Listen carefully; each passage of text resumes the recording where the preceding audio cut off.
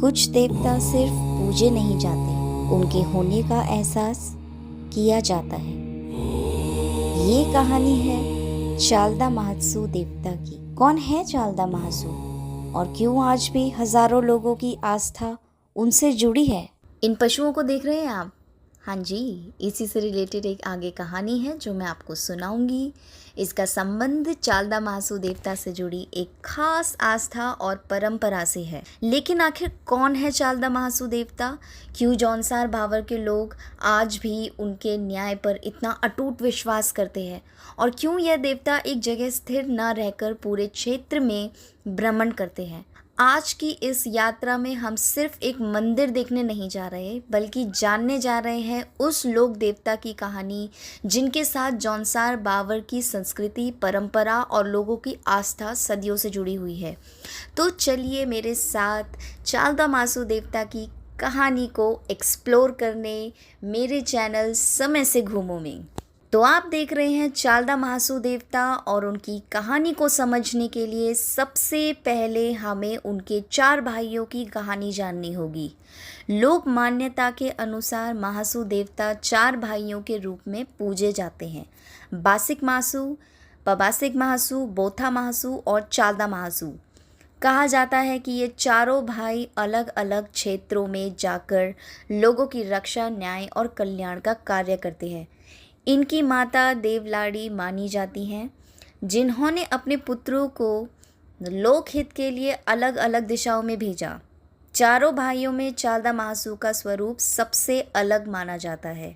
जहां अन्य महासू देवताओं के निश्चित स्थान और क्षेत्र हैं, वहीं चालदा महासू को भ्रमणशील देवता माना जाता है। लोक परंपरा के अनुसार वे समय समय पर अलग अलग गांवों में जाकर विराजमान होते हैं और वहां के लोगों की समस्याएं सुनते हैं।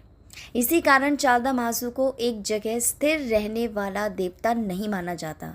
उनकी यात्रा का समय और व्यवस्था तय करने में माली यानी देवता द्वारा नियुक्त व्यक्ति और घाणवा, जिसे देवता से जुड़ा देव बकरा माना जाता है, की विशेष भूमिका होती है। जब चालदा महासू किसी गांव में पहुंचते हैं तो वह गांव केवल एक धार्मिक आयोजन का हिस्सा नहीं बनता, बल्कि पूरा समुदाय उनकी सेवा, पूजा और स्वागत में जुट जाता है। और जब देवता वहां से विदा होते हैं तो खुशी का माहौल भावुक विदाई में बदल जाता है, क्योंकि लोगों के लिए यह सिर्फ एक देवता का आगमन और प्रस्थान नहीं होता, यह उनके आराध्य के साथ जुड़ने और फिर उनसे बिछड़ने का अनुभव होता है। और अब निकल पड़े हैं हम अपनी दूसरी यात्रा की ओर, जो कि है महासू देवता की। लेकिन दोस्तों, इस सफ़र के बीच एक ऐसी जगह आती है जिसका अनुभव अपने आप में बेहद खास है। ये रास्ता देख रहे हैं आप, इसी रास्ते से आगे बढ़ते हुए आता है बैराट खाई।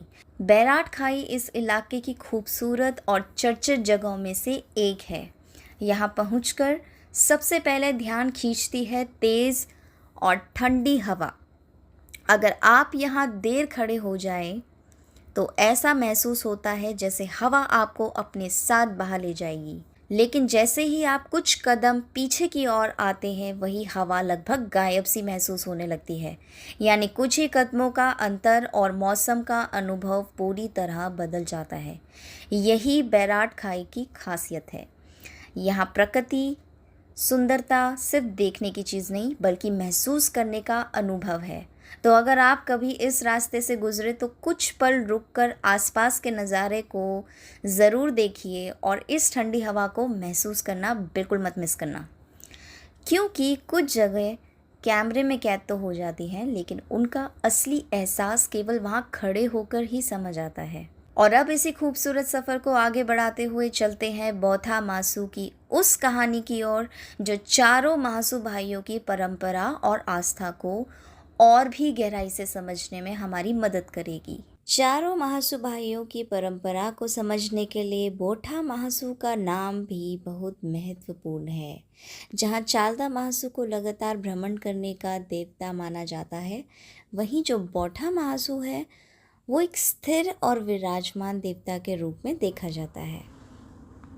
इनका प्रमुख स्थान हनौल में माना जाता है, जहां टॉस नदी के किनारे स्थित प्रसिद्ध महासू मंदिर में बौठा महासू की पूजा होती है। लोक आस्था में बौठा महासू को न्याय और संरक्षण से जोड़ा जाता है।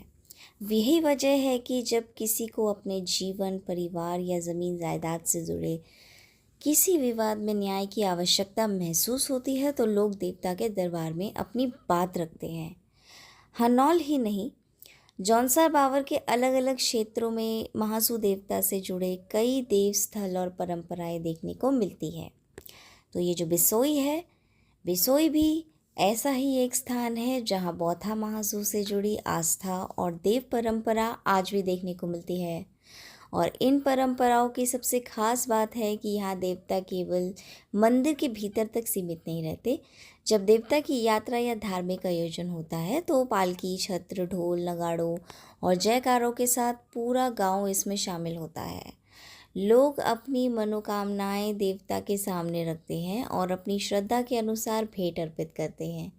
यही परंपरा हमें चालदा महासू को समझने में भी मदद करती है। बौठा महासू जहाँ एक स्थान पर विराजमान रहते हैं, वहीं चालदा महासू का स्वरूप चलायमान है।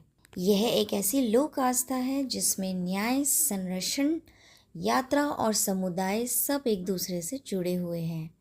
और यही विश्वास आज भी जौनसार बावर की संस्कृति को जीवन रखे हुए है। तो दोस्तों, अगर आपको चारों महासू भाइयों की यह कहानी जौनसार बावर की अनोखी संस्कृति पसंद आई हो तो वीडियो को लाइक ज़रूर करें और ऐसे ही इंटरेस्टिंग वीडियोस के लिए आप मेरा चैनल सब्सक्राइब करना बिल्कुल ना भूलें।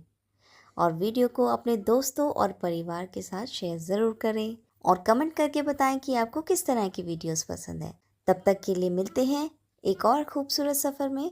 जय महासू देवता।